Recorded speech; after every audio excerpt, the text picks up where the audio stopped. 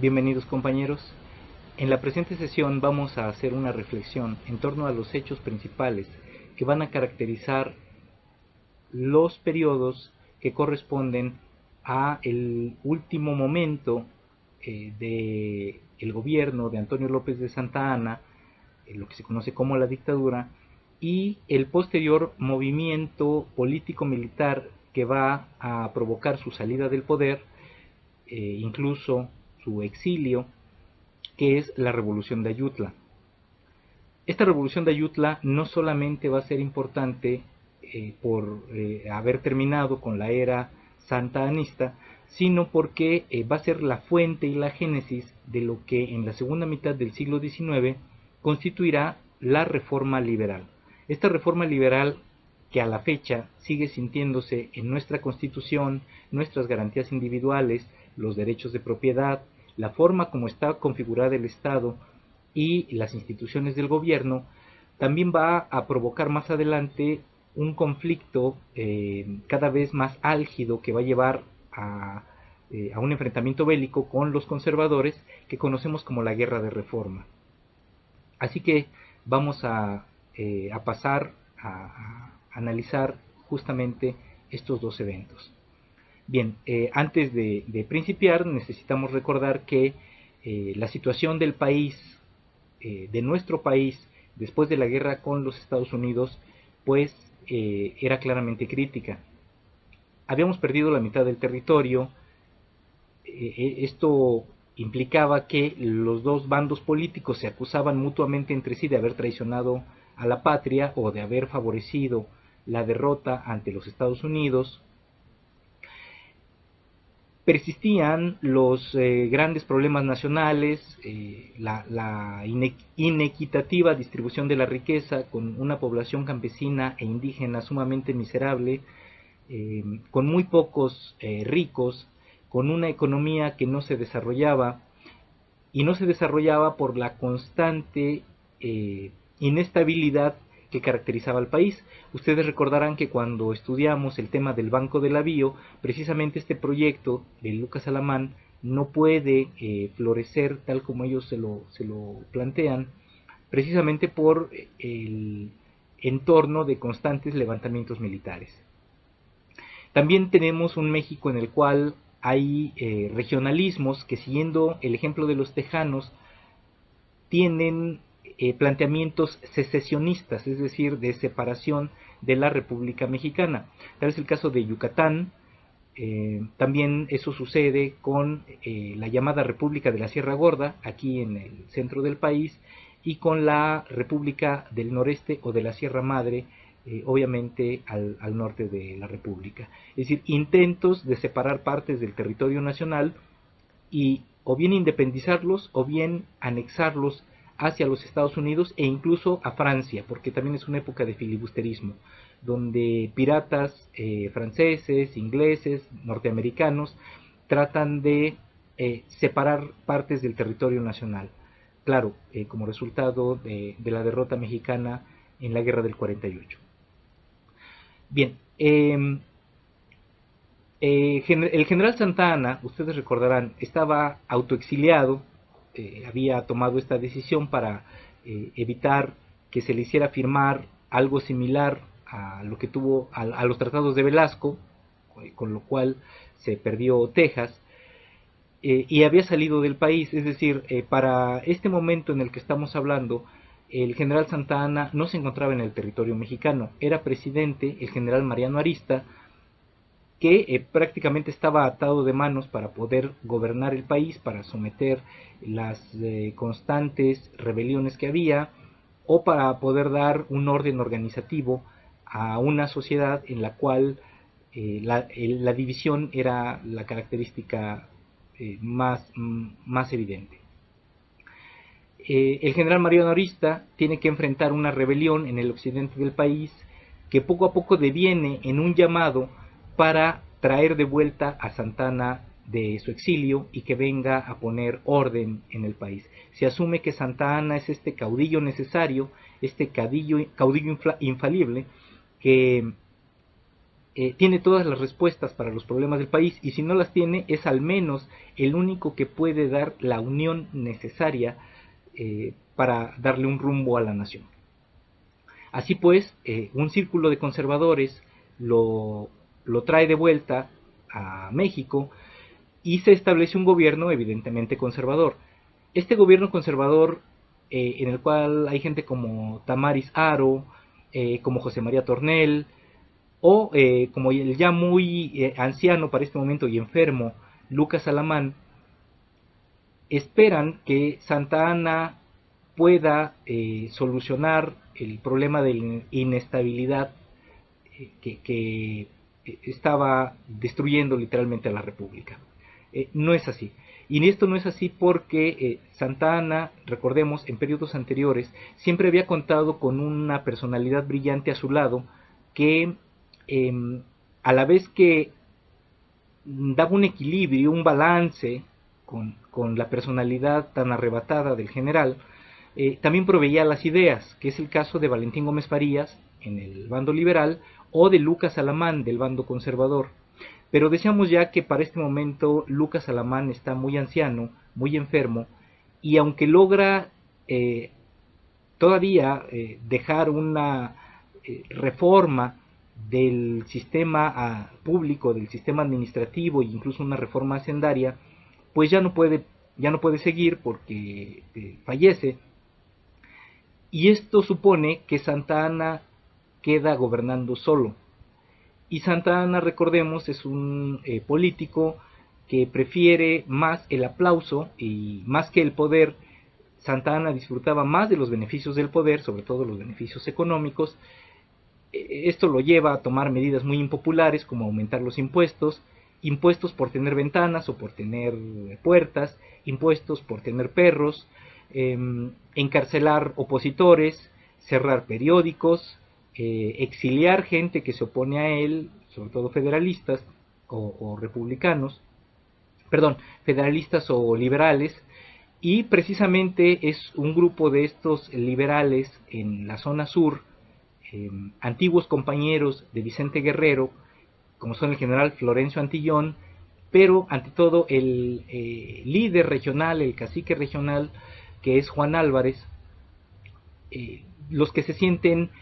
muy agraviados por los cambios que hace Santa Anna al nivel del ejército y de las zonas militares, que obviamente los afectan a ellos y al poder que tienen sobre la base social de esta zona que es el sur de la Tierra Caliente.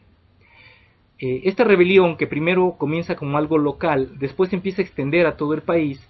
y numerosos sectores que están enojados con el general Santa Anna porque han sido afectados por sus decisiones, por sus políticas, comienzan a sumarse. Incluso muchos grupos conservadores que previamente habían apoyado a Santa Anna van a unirse a la revolución de Ayutla. El general manda una tropa de 5,000 elementos a acabar con la rebelión en Acapulco, no lo logran, y cuando vuelven a la Ciudad de México resulta que también en la Ciudad de México la guarnición se ha levantado contra el general Santa Anna, con lo cual él se da cuenta de que está en desventaja. Por lo tanto, tiempo más tarde va a renunciar a la presidencia, queda un triunvirato gobernando la Ciudad de México y él sale hacia su exilio, que será prolongado hasta 1876 hacia La Habana. Es decir, con este exilio, autoexilio que se impone nuevamente Santa Anna, termina una época en la historia de nuestro país y comienza otra. Entran las tropas del general Juan Álvarez a la Ciudad de México, y bueno, también con estas tropas vienen una serie, y regresan al país una serie de intelectuales liberales que habían sido perseguidos por la dictadura, entre los que se encuentran Benito Juárez, Melchor Ocampo, Guillermo Prieto, Ponciano Arriaga, en fin, estos grandes liberales que en la segunda mitad del siglo XIX van a reformar las estructuras del Estado y pues van no solamente a eso, sino a constituir el núcleo de la modernización de nuestro país. Desafortunadamente, el propio grupo liberal también está dividido entre liberales puros, los más radicales, los que quieren cambios rápidos y drásticos, de manera muy específica los que corresponden al tema de la propiedad colectiva, la propiedad de la Iglesia Católica y los fueros del ejército. Y están los liberales moderados, que son más proclives a negociar con los conservadores y a tomar medidas paulatinas, es decir,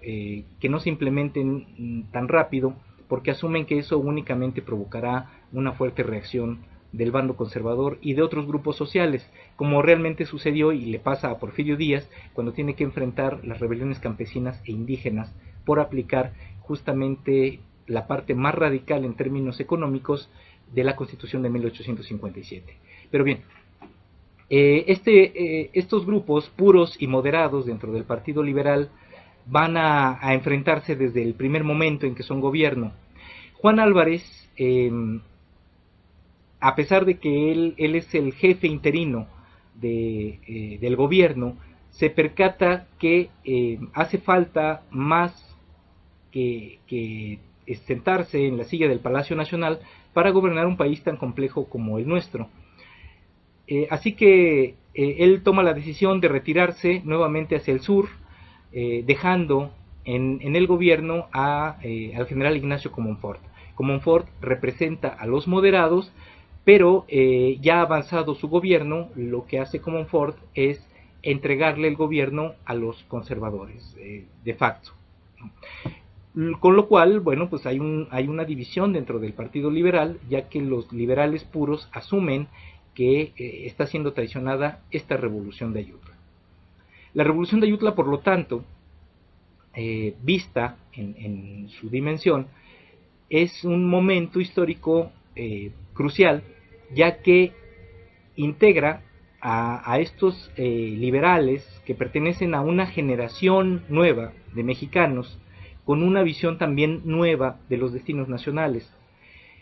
Recordemos que, por ejemplo, los primeros próceres de nuestro país, Agustín de Iturbide, Vicente Guerrero, el propio Mariano Arista, Nicolás Bravo, el general Santa Anna, habían sido, vamos a decir, habían nacido como súbditos españoles en la Nueva España. Santa Anna nace en 1794 y un poco para que pongamos en analogía a lo que está sucediendo en estos momentos y la causa por la cual estamos teniendo esta clase en línea, en 1794 se estaba viviendo una terrible epidemia en nuestro país. Nuestro país era constantemente azotado por epidemias de cólera, de malaria, de tuberculosis, de fiebre amarilla, de dengue, en fin, una serie de enfermedades tropicales que la desnutrición de la población, las malas condiciones sanitarias y la falta de una infraestructura de salud pública, pues hacían más graves aún. ¿Se acuerdan que por ahí incluso leímos en el semestre pasado cómo afectó la plaga a Irapuato, ¿no? a finales del siglo XVIII? Bien, como se estaban viviendo estas grandes plagas, en ese año de 1794 se edifica lo que va a ser el hospital más grande de América para ese momento, que es el Hospital de San Miguel en la ciudad de Guadalajara, justo el año en que nace el general Santa Anna. Es decir, toda la primera generación de próceres de la patria van a ser ex súbditos españoles. En cambio, estos liberales que llegan,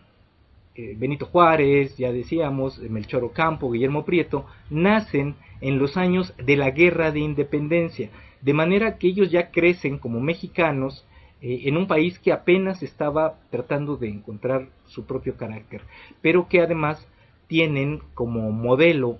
de desarrollo el modelo de los Estados Unidos, que era para nuestras latitudes el ejemplo a seguir como economía desarrollada y como gobierno civil de libertades y de derechos, no solamente en América, sino en todo el hemisferio occidental. Los estadounidenses eran como el gran ejemplo de la modernidad. Contra ellos estaban los conservadores, que añoraban el orden del pasado colonial y que buscaban precisamente que regresara un príncipe extranjero a gobernar el país. Santa Anna, durante su dictadura, por ejemplo, adquiere el título de Su Alteza Serenísima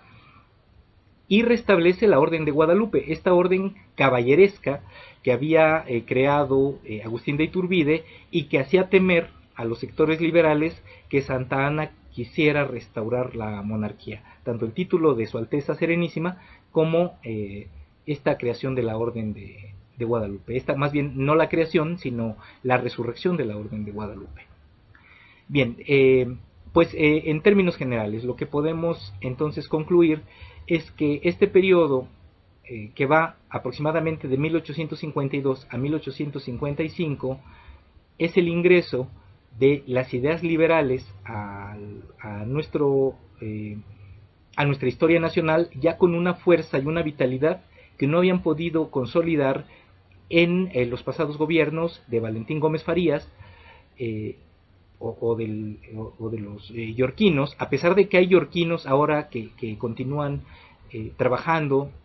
dentro de la Administración Pública Nacional. Lorenzo de Zavala, que había sido vicepresidente de Texas, cuando Texas se une a los Estados Unidos regresa a Zavala, y en su región él lleva a cabo una serie de reformas liberales.